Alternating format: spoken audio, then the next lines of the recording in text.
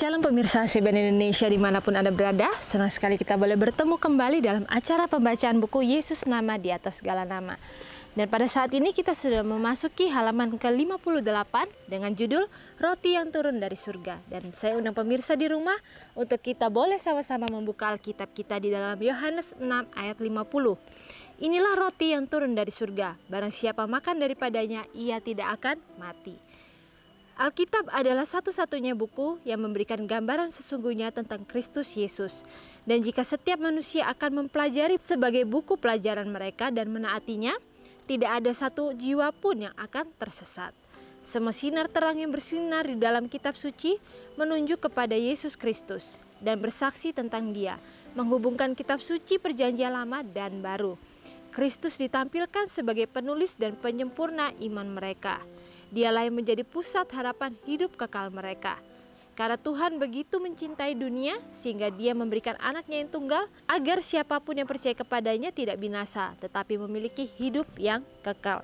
Jadi bagaimana di sini dikatakan bahwa Alkitab itu adalah satunya buku di mana kita orang-orang Kristen bisa mempelajari bagaimana Tuhan Yesus itu sendiri. Dan di sini juga dikatakan bahwa ketika manusia bisa mempelajari Alkitab itu sebagai buku pelajaran mereka, dan dikatakan bukan hanya mempelajari saja tetapi menaatinya, dan bahkan kita harus mau untuk menghidupkannya, maka dikatakan tidak ada satu jiwa pun yang akan tersesat. Dan bahkan di sini dikatakan bahwa ketika semua sinar tentang Kristus Yesus itu ada dalam Alkitab, kita pun bisa mempelajarinya juga melalui buku daripada Roh Nubuat. Karena kita tahu bahwa buku Roh Nubuat juga itu banyak menjelaskan tentang kehidupan Yesus. Dan di sini juga dikatakan bahwa dalam kitab suci itu menunjuk kepada Yesus Kristus itu sendiri dan bersaksi tentang Dia, menghubungkan kitab suci Perjanjian Lama dan Perjanjian Baru. Bahkan di sini dikatakan bahwa Kristus ditampilkan sebagai penulis dan penyempurna iman mereka. Jadi bagaimana kita tahu bahwa melalui kehidupan Kristus itu kita bisa mempelajari banyak hal. Dan di sini juga dikatakan Kristus itu sebagai penulis itu juga dan penyempurna iman mereka. Jadi bagaimana kita bisa menyempurnakan iman kita? Tentu saja iman itu adalah karena pemberian daripada Tuhan. Karena ketika kita menggunakan kedagingan kita sendiri, kita tidak akan mempunyai iman itu sendiri. Lalu juga di sini dikatakan bahwa Yesuslah yang menjadi pusat harapan hidup kekal kita. Jadi kita tahu bahwa ketika kita tidak bergantung sepenuhnya kepada Yesus, sama seperti pokok anggur, ketika ranting-rantingnya itu tidak mau bergantung sepenuhnya kepada pokok anggur, maka dikatakan buah-buah yang dihasilkan pun tidak akan menjadi buah yang unggul. Dan di saat itulah ketika kita tidak bergantung sepenuhnya kepada Yesus itu sendiri, kita mau mencari jalan-jalan kita sendiri, kita bahkan dikatakan kita tidak akan bisa berbuah dengan maksimal. Mungkin kita akan bisa berbuah, tetapi hasil yang daripada buah itu dikatakan hasil yang jelek atau tidak baik. Jadi bagaimana di sini kita kembali diingatkan melalui tulisan daripada Alkitab, daripada nabi-nabi terdahulu, bahkan tulisan daripada Roh Nubuat yang kita bisa baca dan pelajari pada saat ini, itulah yang akan membuat kita mengerti jalan-jalan Tuhan itu. Itulah yang akan membuat kita melihat bagaimana contoh yang Tuhan berikan, bagaimana Ia sudah memberikan contoh yang sempurna ketika Ia berada di dunia ini. Dan apakah ketika kita melihat dan mempelajari akan hal tersebut, kita mau untuk menghidupkannya, bukan hanya sekedar mempelajarinya sebagai teori saja. Karena kita tahu bahwa ketika kita mempelajari teori-teori tersebut, itu tidak akan bermakna apapun ketika kita tidak menghidupkannya dalam kehidupan kita. Karena ketika kita tidak mau menghidupkannya, kita tidak bisa menjadi berkat bagi orang-orang di lingkungan sekitar kita. Tetapi itu akan lebih berkuasa, lebih besar. Bahkan kita tidak perlu mengatakan kita ini adalah pengikut-pengikut Kristus. Ketika kita sudah menunjukkan karakter Kristus itu ada dalam kehidupan kita. Dan di sini juga dikatakan bahwa karena Tuhan begitu mencintai dunia ini, Ia mau memberikan anak tunggalnya untuk menjadi perantara bagi kita, supaya kita mempunyai sebuah pengharapan untuk tidak binasa. Jadi bagaimana di sini kita harus ingat bahwa Tuhan itu adalah Tuhan yang Maha Pengasih.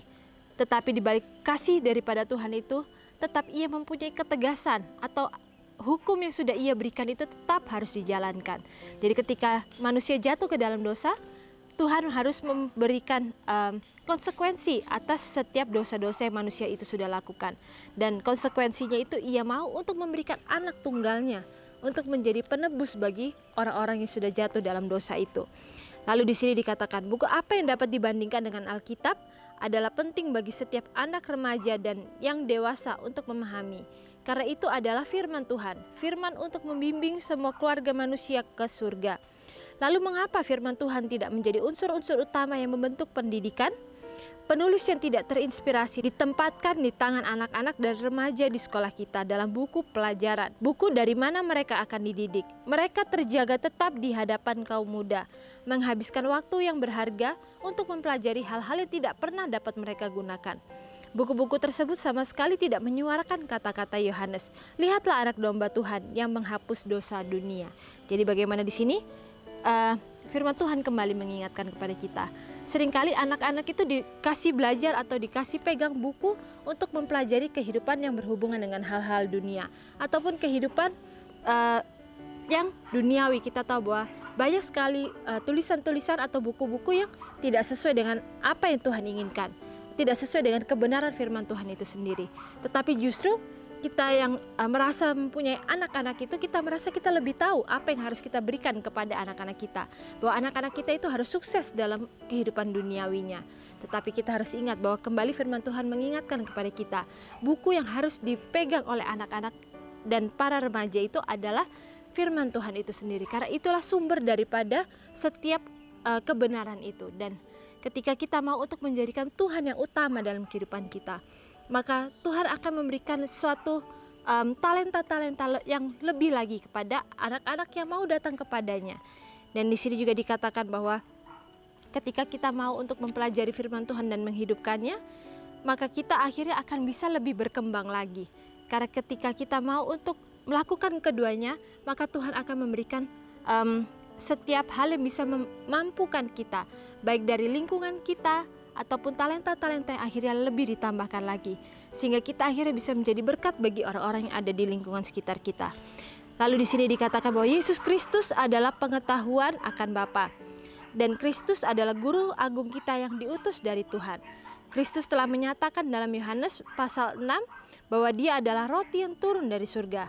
Aku berkata kepadamu, sesungguhnya barang siapa percaya, ia mempunyai hidup yang kekal. Akulah roti hidup. Nenek moyangmu telah makan mana di padang gurun dan mereka telah mati. Inilah roti yang turun dari surga. Barang siapa makan daripadanya, ia tidak akan mati. Akulah roti hidup yang telah turun dari surga.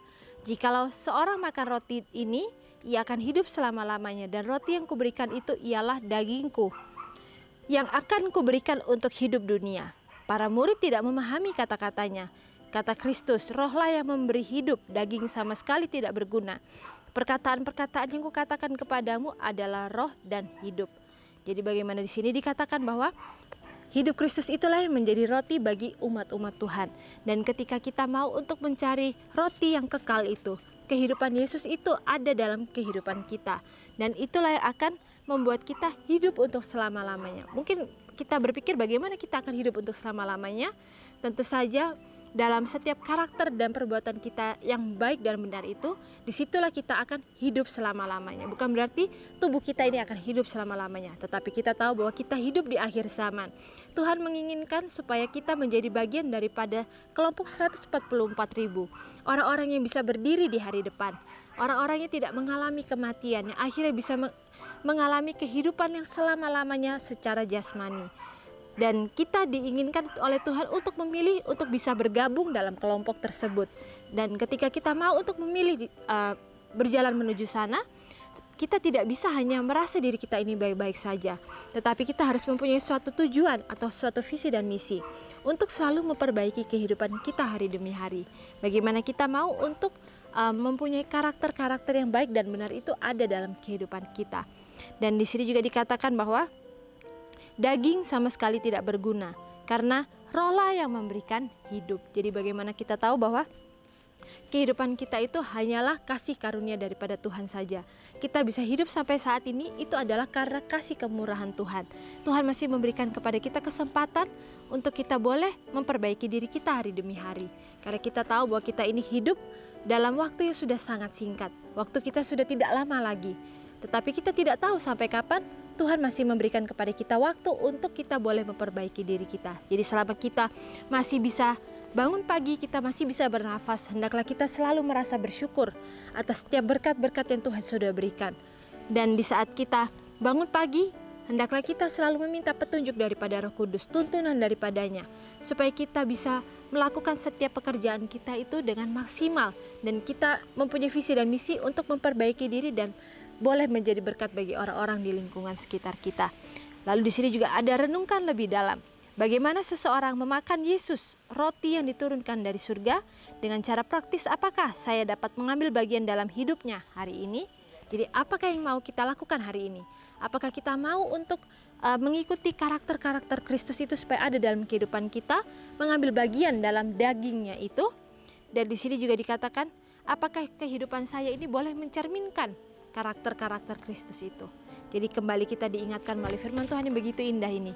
Ketika kita mau datang kepadanya, memakan roti kehidupan itu, hendaklah kita mau untuk memakan roti kehidupan itu dan menjadikannya itu suatu hal yang bisa dilihat oleh suatu hal yang bisa menjadi berkat bagi orang-orang di lingkungan sekitar kita. Dan biarlah melalui firman yang begitu indah ini kita kembali mengingat atas kebaikan Tuhan dan mau untuk melakukan yang lebih baik lagi dalam setiap kehidupan kita. Karena kita sudah melihat kasih Tuhan dan kita merasakan bagaimana pertolongan Tuhan dalam kehidupan kita, sehingga kita mau untuk lebih lagi memperbaiki diri kita dan mau untuk lebih berguna untuk setiap pekerjaan yang Tuhan sudah berikan dalam kehidupan kita saat ini. Dan sampai bertemu kembali dalam acara pembacaan yang selanjutnya. Shalom, Tuhan memberkati.